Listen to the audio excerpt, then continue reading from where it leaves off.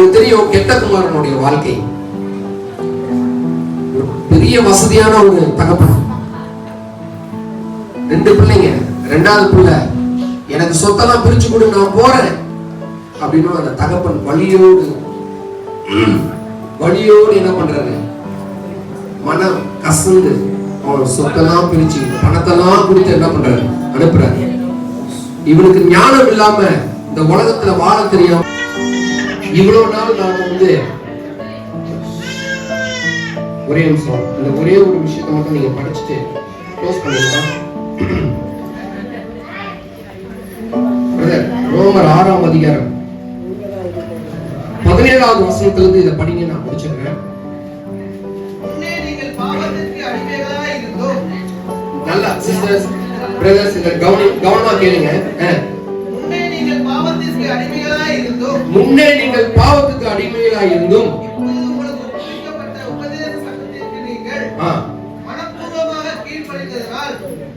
மனப்பூர்வமாய் நீங்கள் கீழ்ப்படிந்ததினால்,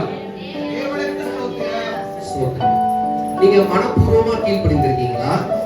நீங்க பாஸ்டர் சொன்னதுனால கீழ்ப்படிக்கிற மாதிரி நடிச்சிட்டு இருக்கீங்களா?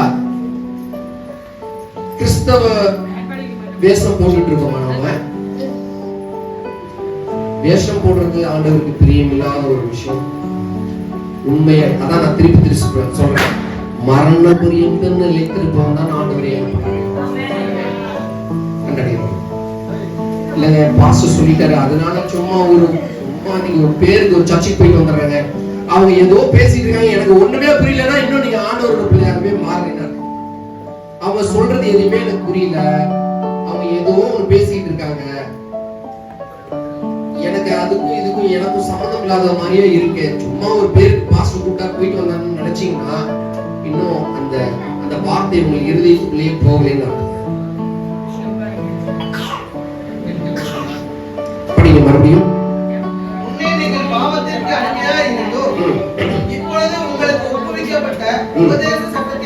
உபதேச சட்டம் டெய்லி உங்களுக்கு டீச் பண்ணிட்டே இருக்காங்க, டெய்லி டீச் பண்ணப்படுது. மனம் திரும்பு, மனம் திரும்பு, மனம் திரும்பு, மனம் திரும்பு, கீழ்ப்படி, தாழ்மையாயிரு. நீங்க ஓதிக்கிட்டே இருக்க பாஸ்டர், நாங்க இருக்கிற மாதிரியே இருக்கும். அப்புறம் எங்க சந்தோஷம் வரும்? ஒருத்தட்ட ஏகப்பட்ட காசு சொத்து, ஏகப்பட்ட சொத்து இருந்துச்சு, சுகர் ஜாஸ்தி ஆயிடுச்சு. அவங்க அதெல்லாம் நம்ம காசு கொடுத்து சரி பண்ணிக்கலாம் நினைச்சிட்டே இருந்தாரு. லிசன் என்னை பாருங்க. ஒரு ஸ்டேஜ்ல என்ன ஆயிடுச்சு, ஃபர்ஸ்ட் ஒரு 4 விரலாம் எடுத்தாங்க. அவர் பாட்டு அவங்க நிக்கல, அவரு பாட்டு இஷ்டத்துக்கு எல்லா போதை வசதியும் அவரு செஞ்சுட்டு சாப்பிட்டுட்டு சுகர்லாம் அவங்க கண்ட்ரோல் பண்ணாம அப்படியே இருந்தாங்க. ஒரு காலை எடுக்கணும்னு சொல்லிட்டாங்க. நடந்த உண்மை இது, விளையாட சொல்ல. அப்படியும் ஒரு சும்மா இல்ல, மறுபடியும் அதே பாவ வாழ்க்கையிலேயே இருந்தாங்க. 2 காலையும் எடுத்துட்டாங்க. என்கிட்ட சொத்து இருக்கும், எல்லாமே இருக்கும், ஆனா அதை என்னால அனுபவிக்க முடியாது. இப்ப அவர் எல்லாத்தையும் இழந்துட்டாரு. அவங்க வீட்டுல சமாதான பிரச்சனை, அப்பா சீக்கிரமா சாக போறாரு சொல்லி சொத்தெல்லாம் பிரிச்சுட்டாங்க. அவர் வீட்டு துணியில உட்காந்துருக்கிறாரு. இது எதுவும் விளையாட்டு சொல்லல, உண்மையா சொல்றேன். அப்ப எல்லாம் இருக்கும் போதே, எல்லா வசதியும் எனக்கு இருக்கும் போதே, கை கால் நல்லா இருக்கும் போதே, கண்ணு தெரியும் போதே இந்த ஆண்டவரை நான் இறுக்கமா பிடிச்சுக்கோ. நீ என்னிலும் என் வார்த்தை உங்களிலும் இருந்தால், சும்மா இல்ல நிலைத்திருந்தால், நீங்கள் வேண்டிக் கொள்வது எதுவோ நிலைத்திருக்காதுங்க. சும்மா பேருக்கு இருக்குங்க, பேருக்கு இந்த பில்லரே இல்லாம இந்த மேல பில்டிங் கட்டியிருந்தா இன்னைக்கு உட்கார்ந்துக்க முடியாது. ஒரு சின்ன காத்துல என்ன பண்ணிடும்? அப்ப நிலைத்திருந்தால் மாத்திரமே நாம என்ன பண்ண முடியும்? தேவனுடைய மகிமையை காண.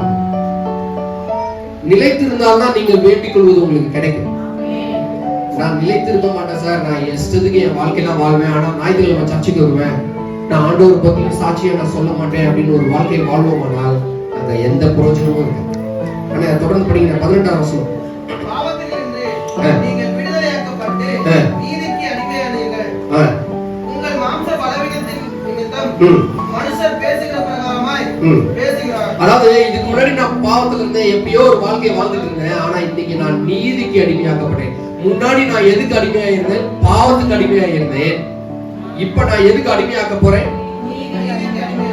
அந்த நீதிக்கு நான் அடிமையா இருந்தேன்னா, நான் எல்லாத்தையும் செய்யறது எல்லாத்தையும் நான் உண்மையாய் செய்தேனால், என் மனைவிக்கு நான் உண்மையா இருந்தேனால், என் கணவருக்கு நான் உண்மையா இருந்தேனால், என் பிள்ளைகளுக்கு உண்மையா இருந்தேன்னா, என் சொந்தக்காரர்களுக்கு, என் உறவினர்களுக்கு, என் சபையை சார்ந்தவர்களுக்கு நான் உண்மையா இருந்தேனால் நீதிக்கு அடிமையா இருக்கிறேன். ஆக மொத்தத்துல நாம ஆண்டவருடைய பிள்ளைகள் யாருக்கு அடிமையா இருக்கணும்? ஆண்டவருக்கு அடிமையா. அதெல்லாம் சொல்றார் நீதி. அவர் நீதிபரராய் வெற்றி சிறக்கப்படுகிறவராய் இந்த உலகத்திலே வரப்போகிறார். அப்ப நீதினா யாரு? ஆண்டவராகிய இயேசு கிறிஸ்து தான். அவர்தான் நீதிபரர். அப்ப அவருடைய பிள்ளைகள் நம்ம என்ன, அவருக்கு அடிமையா இருக்க வேண்டும். அப்படிப்பட்டதான வசனம் தான் பவுல் இங்க சொல்றாரு. அடுத்த வசனம் படிக்கிறேன். உங்க மாம்சம் கண்டிப்பா பலவீனமாக இருக்கும். உங்க மாம்சம் எப்படி இருக்கும்? உடல் வந்து இந்த உலகத்துல இருக்கும்போது கொஞ்சம் பலவீனமா தான் இருக்கும். படிங்க. மனுஷன் பேசுகிற பிரகாசமாய் பேசுகிறார். அக்கிரமத்தை நடப்பிக்கும்படி முன்னே நீங்கள் உங்கள் அவயங்களை அசுத்தத்திற்கும் அக்கிரமத்திற்கும் அடிமைகளாய் ஒப்பு கொடுத்தது போல இப்பொழுது பரிசுத்தமானதை நடப்பிக்கும்படி உங்கள் அவயங்களை நீதிக்கு அடிமைகளாய் ஒப்புக் கொடுங்கள். ஆமென். முன்னாடி அக்கிரமத்துக்கும் அநியாயத்துக்கும் பாவம் செய்யறதுக்கும் நீங்க அடிமையா இருந்தீங்க. இப்ப அதெல்லாம் விட்டுருங்க. இன்னைக்கு நீதிக்கு அடிமையாகுங்க சொல்றேன். நீங்க பாவத்துக்கு அடிமையா இருந்தீங்க, இப்ப நீங்க நீதிக்கு அடிமையாகுங்கன்னு பவுல் சொல்றாரு. இது யாருக்கும் எழுதி வச்ச வசனம் கிடையாது. எனக்கு எழுதி வச்சதாகவே நான் நினைச்சுக்கணும். இது உங்களுக்கு எழுதி வச்சதாகவே நீங்க என்ன பண்ணணும்? நினைச்சுக்கணும். அதை தொடர்ந்து படிங்க சகோதரர். பாவத்துக்கு நீங்கள் அடிமையாய் இருந்த காலத்தில் நீதிக்கு நீங்கினவர்களா இருந்தீங்க. பாவத்துக்கு அடிமையா இருந்தீங்க. இன்னைக்கு நீங்க நீதிக்கு பக்கத்துல வாங்க. திராசு பிடிச்சா எப்படி இருக்கு? நேரா இருக்கு. ஒரு சைடு கவுந்தரக்கூடாது. அதுதான் நீதி. ஆண்டவருடைய பிள்ளைகள் எப்போதும் நீதிபரராகவே இருக்கும். அதனாலதான் சொல்றாரு, கிறிஸ்து இயேசுவுக்குள் இருக்கிற சிந்தை உங்களில் இருக்க கடவுது, என்னில் இருக்க கடவுது, நாம் எல்லோரோடும் இருக்க கடவுது, நம் சபையோடு இருக்க கடவுது, நம் பிள்ளைகளோடு, நம் குடும்பத்தோடு. அப்ப கிறிஸ்து இயேசுவுக்குள் இருக்கிற சிந்தை நாம எல்லாரோடும் இருந்தா நம்ம நீதிக்கு அடிமையுள்ளவர்களாய் இருப்போம். அடுத்தது படிக்கிறோம்.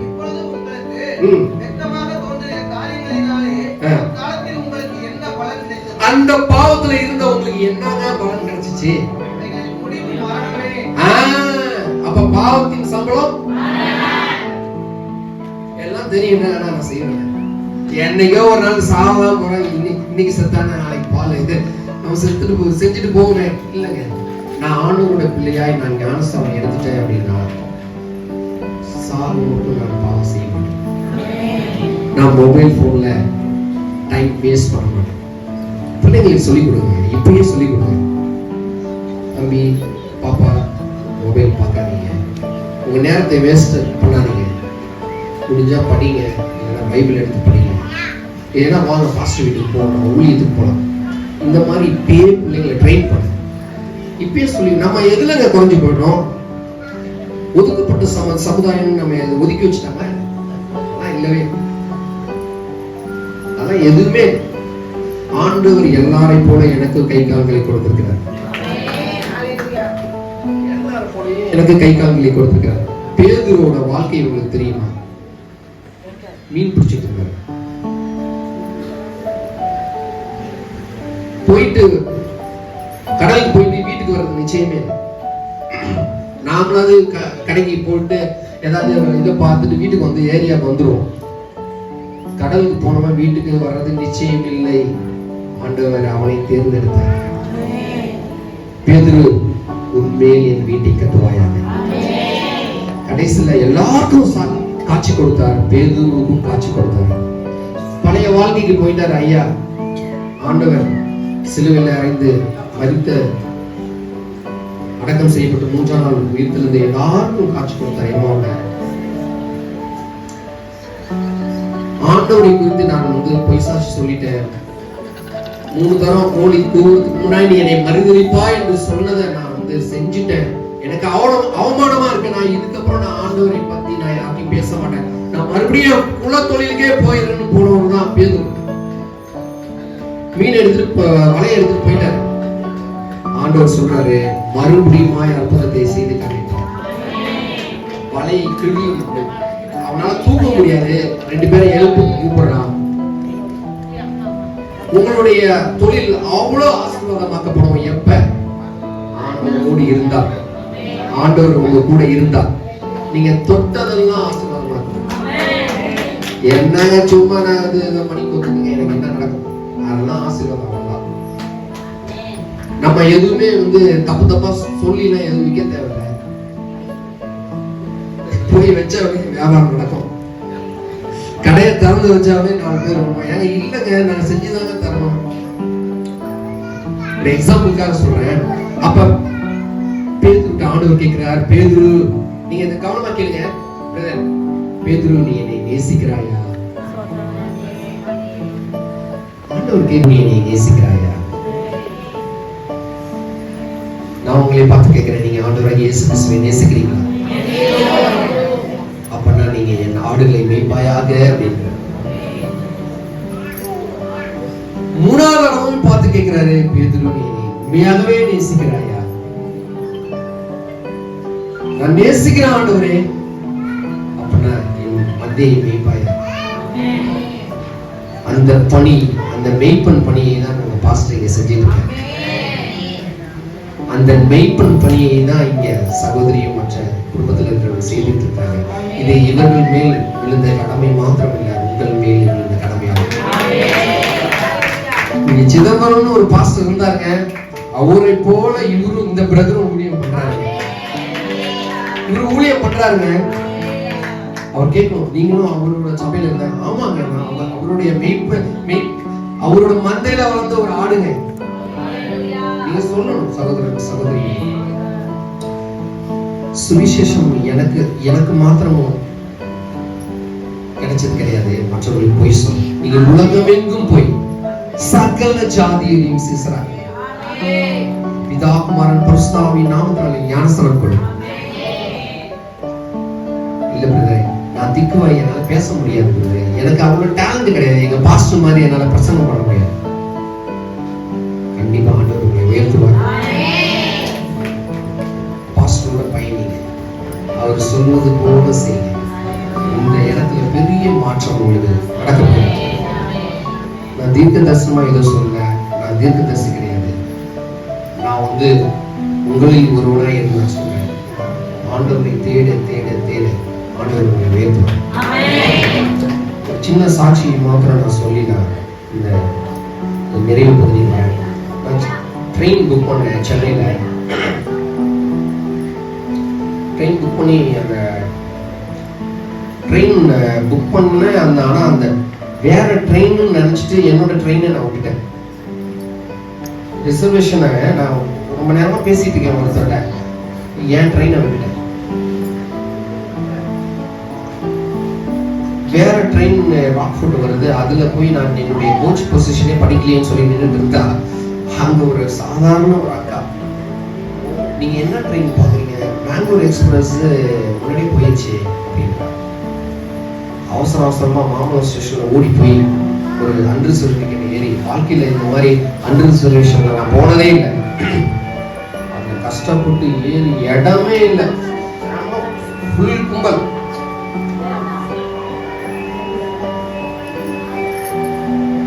ரொம்ப நேரமா நின்றுட்டு இருக்கேன், என்னால ஒத்த காலையே நின்றுட்டு இருக்கேன், ஏகப்பட்ட நெரிசல், என்னால நிக்க முடியல. அப்ப ஒரு அண்ணன் படியில உட்காந்துருந்தாரு, அவர் ஒருத்தர் லுங்கி கட்டிட்டு உட்காந்துருக்காரு. அவர்கிட்ட அந்த ஒரு தம்பிட்ட சொன்னாரு, நீ எந்திரி கொஞ்ச நேரம் உட்காந்துக்கிறேன். எனக்கு அப்படிலாம் பயணம் பண்ணி பழக்கமே இல்லை. நான் ட்ரெயின், அது எக்ஸ்பிரஸ் ட்ரெயின் இல்லையா, ராக்ஃபோர்ட், அப்பதான் உட்காந்து காலை நீட்டி கொஞ்சம் ரிலாக்ஸ் பண்றேன். காலை செம ஃபாஸ்டா பிளாட்ஃபார்ம் வந்துச்சு, நிக்காது வண்டி. என் கால் ஷூ போட்டதுனால டக்குன்னு ஒரு அடி அடிச்சதுனால நான் கொஞ்சம் காலை தூக்கி அப்படியே அந்த இடைப்பட்ட கேப், ரொம்ப கம்மியான கேப் அப்படியே வச்சிருக்கேன். எனக்கு நான் என் மனசுக்குள்ள இருந்த எல்லா பெருமையும் அழிந்து போனது. நான் ஏசி டிக்கெட் புக் பண்ணி அதுல போக வேண்டிய ஆளு அந்த டிக்கெட்டை தேவையில்லாம மிஸ் பண்ணிட்டேன். ஏன்னா மொபைல் பார்த்துட்டே இருந்ததுனால கண்ணு பிளர் ஆயிடுச்சு. அந்த இரவு நேரத்துல எனக்கு என்னென்ன என்ன ட்ரெயின் என்ன டிக்கெட்னே தெரியல, ஏசி டிக்கெட் புக் பண்ணவன் சாதாரண டிக்கெட்ல போயிட்டு இருக்க, என் பெருமை. உன் உயிரே போயிருக்கும், உன் காலே போயிருக்கும். ஆண்டவர் என் கால்களை காப்பாத்தினார். என் கால்களை காப்பாத்தினார் ஆண்டவர். கால் இல்லாம நான் எப்படி என்னுடைய வாழ்க்கையை நான் நடத்த முடியும்? அப்பதான் நான் நினைச்சேன், ஆண்டவரே என்னை காப்பாத்தினீங்க. நான் இன்னமும் சும்மா நின்றுட்டு இருந்தேன்னா, ஆண்டவரே உங்க ஊழியத்தை நான் செய்யாம நான் சும்மா வீட்டுல சாப்பிட்டுட்டு ஏசில தூங்கிட்டு இருந்தேன்னா எனக்கு எந்த பிரச்சனை? ஆண்டவரே என் கால்களை காப்பாத்தினவர் நீர். இந்த கால்கள் நடந்து போய் உங்களுடைய ஊழியத்தை நான் செய்வேன். இது போல உங்க வாழ்க்கையில கூட எத்தனையோ சாட்சிகளை ஆண்டவர் வைத்திருப்பார். நீங்க இங்க வீட்டுல வந்து நீங்க ஆண்டவர் உங்களுக்கு செய்த சாட்சிகளை சொல்லுங்க. அவர் மகிமைப்படும்படியாக, மற்றவர்கள் காதல் விழும்படியாக நீங்க அந்த சாட்சிகளை நீங்க சொல்லுங்க. கண்டிப்பாக ஆண்டவர் உங்களை உயர்த்துவார். இன்னைக்கு என்னுடைய கால்களோடு நான் நின்று நான் உங்கள்கிட்ட பேசிட்டு இருக்கேன். கண் இல்லாதவர்களை நான் பார்க்கும்போது எனக்கு ஆண்டவரே எனக்கு கண்ணை கொடுத்தீங்களே. ரவி போதகரே என்னை காப்பாத்துங்க, சீசர்லாம் அடக்குறாங்க. ரவியை டிஸ்டர்ப் பண்ண, தாவீது குமாரனே எனக்கு இறங்கும். அப்ப ஆண்டவராகிய இயேசு கிறிஸ்துவுக்கு தெரியாதா ஒரு குருடன் இங்க வழியில உட்கார்ந்துருக்கான், என்னை கூப்பிடுவான்னு சொல்லிட்டு தெரியாதா? காது கேளாதவர் போலயே போயிட்டு இருக்க. இன்னும் உரத்த சத்தமா கூப்பிடுறான், தாவீது குமாரனே எனக்கு இறங்கும். அப்பதான் சொல்றாங்க சீஷர்கள் அமர்த்தும் போது ஆண்டவர் சொல்றாரு, அவர் கூப்பிடுவாங்க. என்ன பிரச்சனை? நீங்க நினைச்ச கூடாது ஆண்டவர் ஏதோ அமைதியாவே இருக்கிறாரு, என் கூப்பிடுதல ஆண்டவர் கேட்கவே மாட்டார். உரத்த சத்தமாய் கூப்பிடு. அவரே வாலிட்டரா போயிட்டு, பிரதர் உனக்கு என்ன ஆச்சு? உனக்கு கண்ணுக்கு தூடனா இருக்கியா? உனக்கு நான் வந்து உதவி செய்யட்டுமா? கண்ணு பார்வை அடைஞ்சுக்கிறியா அப்படின்னு கேட்கல. நீங்க கேட்கணும் வாயை திறந்து, ஆண்டவரே நான் பிரச்சனையில இருக்கேன், எனக்கு உதவி செய்யுங்க ஆண்டவரே, நான் கண் பார்வை அற்றவனா இருக்கிறேன், எனக்கு பார்வையை தாங்க ஆண்டவரே. நீங்க கேட்கும் பட்சத்துல தான் ஆண்டவர் உங்களுக்கு கொடுப்பாங்க. அப்ப உனக்கு என்ன செய்யணும்னு ஆண்டவர் கேட்கிறாரு. அப்ப சொல்றாரு, நான் பார்வை அடைய வேண்டும் ஆண்டவரே. அப்ப ஆண்டவர் அங்க சுகம் தருகிறார். அவன் பார்வை அடைந்தவனாய் அந்த இடத்தை விட்டு போறான், போய் மற்றவர்களுக்கு சாட்சி படுகிறான். இதே போல வாழ்க்கை எனக்கும் உங்களுக்குள்ள இருந்தால், ஆண்டவர் மகிமைப்படும்படி இருந்தால், கண்டிப்பாக ஆண்டவர் நம்ம என்ன பண்ணுவார்? உயர்த்துவார். இன்னும் எத்தனையோ பிரசங்களை நீங்கள் கேட்பீர்கள், ஆனால் மனம் மாறவில்லை என்றால் ஒரு பிரயோஜனம் இல்லை. அதனால இந்த நாளை கர்த்தர் தாமே இந்த வசனங்களை ஆசீர்வதிப்பார். கர்த்தர் எனக்கு கொடுத்த வாய்ப்புக்காக சிதம்பரம் பாஸ்டர் குடும்பத்தார் மற்றும் இங்க இருக்கிற அத்தனை சகோதர சகோதரிகள், ஆலயத்தில் இருக்கிற அத்தனை பேருக்கும் எங்கள் குடும்பத்தின் சார்பாக நன்றியை தெரிவித்துக்